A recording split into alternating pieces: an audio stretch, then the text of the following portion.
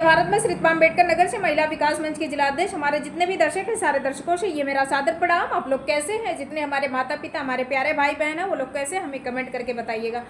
और बहुत ज़्यादा तो नहीं, हम बोलने की स्थिति में नहीं है, इसलिए नहीं बोलने की स्थिति में है जब हम अपने देश के लिए हम फड़फड़ा रहे हैं, अपने देशवासी के लिए हम परेशान हो रहे हैं और हमारी सरकार को, हमारी जनता को कुछ नहीं मिल पा रहा है, तो जाहिर सी बात है बोलने का कोई मतलब नहीं है।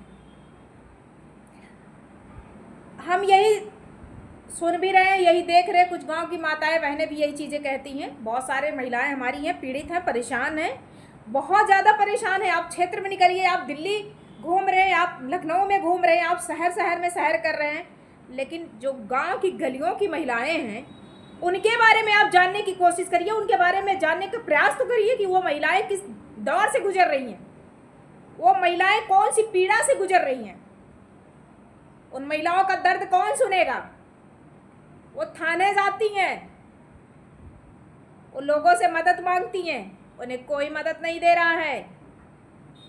हम जैसे महिलाएं अगर क्षेत्र में निकलते हैं ना, तो ढूंढ करके नंबर निकाल करके अपनी दुख को, अपनी व्यथा को बताती हैं, और जहाँ तक मेरी कोशिश रहती है ना, तहाँ तक मैं अपनी कोशिश पूरा कर करके उनकी मदद करती हूँ। तो जैसे हमारे उत्तर प्रदेश में, जैसे हमारे भारत में ऐसे ऐसे महान लोग बैठे हुए हैं, क्या हमारे हिंदू बहनों के लिए, हिंदू भाइयों के लिए, माताओं के लिए आप लोग के पास कोई शब्द नहीं बच रहा है? आपके पास कोई ऐसी चीज़ नहीं है कि आप उन्हें दे करके उनको सांत्वना दे, उन्हें रोकने की कोशिश करें, जो आप अपने मौत के मुंह में जाने के लिए तैयार हो रही है। अभी 2 बेटियां कुशीनगर में अपनी हत्या कर दी हैं, अपनी जा करके नदी में कूद गई हैं। क्यों गई हैं? उन्हें क्यों इस तरीके से करना पड़ा है? क्यों अपनी जान जोखिम में डाल करके नई नवेली लड़कियां, नई नवेली दुल्हन, नई माताएं, पिता, भाई जितने हमारे हैं, क्यों फंदे पे लटक जा रहे हैं? क्यों नदी में कूद छलांग लगा दे रही हैं? क्यों मर जा रहे हैं? क्या हमारे भारत में ऐसा होना चाहिए? हम पूछते हैं कि हमारे भारत में ऐसा होना चाहिए? पाकिस्तान वाले एकजुट होकर के वो अपनी बात को रख रहे हैं। कोई पहाड़ के नीचे जाकर के अपनी शब्द को रख रहा है, कोई जाकर के घर में जब कर रहा है, कोई बगीचे में जाकर के कह रहा है, कोई गार्डन में जाकर के अपनी बात को रख रहा है। हिंदुस्तान वालों को ललकार रहा है पाकिस्तान। क्या आप, यही हमारे हिंदुस्तान में बहुत सारे पापी और पापियां बैठी हैं, जो कि हिंदुस्तान को और मौका दे रही हैं कि और तुम मजा लो हमारे हिंदुस्तान का। कितने समझदार हो गए हमारे हिंदुस्तान वाले। अरे शाम निकलिए, पहले अपने शहर के गलियों से निकलिए, पहले फील्ड में आइए और गांव में आइए, देखिए हमारी माताएं बहनें कितना तड़प रही हैं, कितना परेशान है। हम बताते हैं ना, हम आपको गिनाते हैं कि हमारे क्षेत्र में कितनी महिलाएं मार खा रही, कितना परेशान है, पीड़ित है। जहां तक मेरा कदम काम कर रहा है, जहां तक मैं जा पा रही हूँ, वहां तक उनकी दुख को सुन करके उनको सांत्वना देती हूँ, सांत्वना नहीं देती। जहाँ तक मेरे हाथ में जो रहता है, जहाँ तक मेरा दिल दिमाग, जहाँ तक मेरा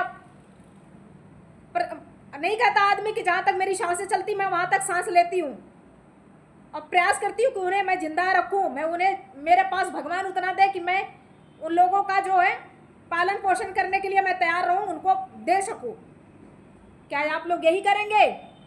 एक दुश्मन के बच्चे को, एक दुश्मन के बीबी को, एक दुश्मन के बेटी को आप ला करके पाल रहे हैं और उसको पनाह दे रहे हैं रहने के लिए। हमारे हिंदुस्तान में ऐसे लोग अगर पड़े हैं तो उन्हें यहाँ रहने का बिल्कुल अधिकार नहीं है, बिल्कुल नहीं रहने का अधिकार है। जो हमारे देश की महिलाएं परेशान हैं, दर दर की ठोकरें खा रही हैं, ससुराल से वंचित हो रही हैं, छोटे छोटे नन्हे नन्हे बच्चों को लोग ले करके वो खेत में काम कर रही हैं, सूखी रोटियां खा रही हैं। निकलिए, तो आइए हमारे साथ चलिए, हम आपको लेके चलते हैं।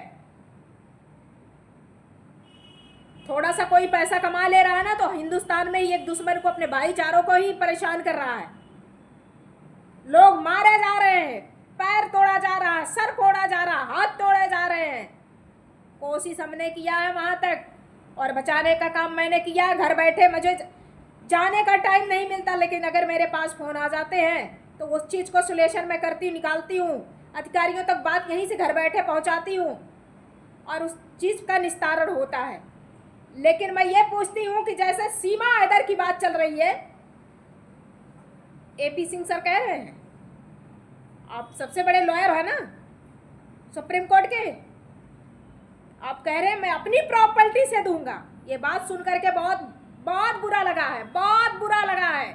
आप कितने बड़े टाटा बिन लादेन हो गए हैं, कितने बड़े टाटा बिन लादेन हो गए, कितनी प्रॉपर्टी है आपके पास? आइए आइए हमारे अम्बेडकर नगर में, मैं बताती हूँ आपको कि हमारी बहनें कितना वंचित है, कितना वंचित है, क्यों परेशान है। उनके घर में खाने के लिए नहीं, उनके पास रहने के लिए मकान नहीं है, पहनने के लिए कपड़े नहीं है, और आप उस चोरनी को, उस बदमाश को आप अपने जायदाद से, आपके पास बच्चे नहीं, आपके पास बहन नहीं, हिंदुस्तान में आपको बहनें नहीं मिली, आपको भांजी नहीं मिली, आपको भांजे नहीं मिले।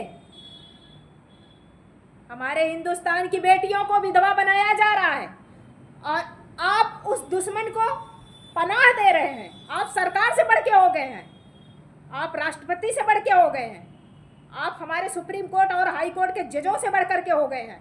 वाह, मानना पड़ेगा आपको AP सिंह सर, आप मेरे पिता समान हैं और मैं आपकी बेटी समान हूँ। आप इस चीज़ को बोल रहे हैं, आपके हिंदुस्तान में बेटियां कम नहीं हैं, माताएं कम नहीं हैं, भांजे और भांजियां कम नहीं हैं, और प्रॉपर्टी देने की बात आप कर रहे हैं। तो ये मैं वादा करती हूँ, अगर सीमा रह गई यहाँ पे तो हम लोग अपना कदम उठाएंगे और उन्हें यहाँ से जिस तरीके से अगर उसको भगाना पड़ेगा उस तरीके से भगाएंगे। अगर हमारी सरकार इस पे विचार नहीं कर रही है, आप कह रहे हो उसका याचिका दाखिल है वहाँ पे सुप्रीम कोर्ट में, पेंडिंग है, क्या हमारे जज साहब को दिख नहीं रहा है, सुप्रीम कोर्ट के जज साहब को? हमारी नई नवेली बहन, अभी यही मेरी चूड़ियां हैं, मेरे भी पति पुलिस में है, मेरे भी पति पुलिस में है, कब ये मेरा सिंदूर खतरे में पड़ जाएगा? आप तो काला कोट पहन करके कोर्ट से घर, घर से कोर्ट, लेकिन जिनके बदन पे यूनिफॉर्म है ना, वो अपनी जान को जोखिम में डाल करके, अपनी जान को जोखिम में डाल करके जनता की सुरक्षा कर रहे हैं। अगर वो सुरक्षा ना करें तो उनको यूनिफॉर्म पहनने का अधिकार नहीं है। और जो बहन का मांग धुला गया है, जिस बहन की चूड़ियां फोड़ी गई हैं, जिस बहन का मंगलसूत्र उतारा गया है, 4 दिन 5 दिन हुए थे शादी के, आप बताइए, मैं आपसे पूछती हूँ कि वही पाकिस्तान आकर के, कुछ लोग कह रहे हैं कि ये मोदी की चाल है, चलिए मानती हूँ मोदी की चाल है। एक हमारे प्रधानमंत्री इतना घिनौना काम नहीं कर सकता है कि अपने देश की बहन बेटियों को ही विधवा बनाने पे उतर जाएंगे। वो कब हमारा भारत सुधरेगा? हमें तो अपनी सुहाग की चिंता हो रही है, अपने सुहाग की चिंता हो रही, अपने देशवासियों की चिंता हो रही। हमने शपथ ले रखा है कि जहां तक हमारी सांसें चलेंगी, जहां तक मेरा कदम बढ़ेगा, वहां तक मैं लोगों की सुरक्षा करूंगी। लेकिन जो हमारी बहनें विधवा हो गई हैं, क्या उनके पति को उनके सामने उन्हें भुना गया है गोलियों से, क्या उन्हें ला पाएंगे आप? हमें इसलिए रुलाई आ रहा है ना कि हमारा भी सिंदूर खतरे में पड़ सकता, हमारी भी चूड़ियां फूट सकती हैं।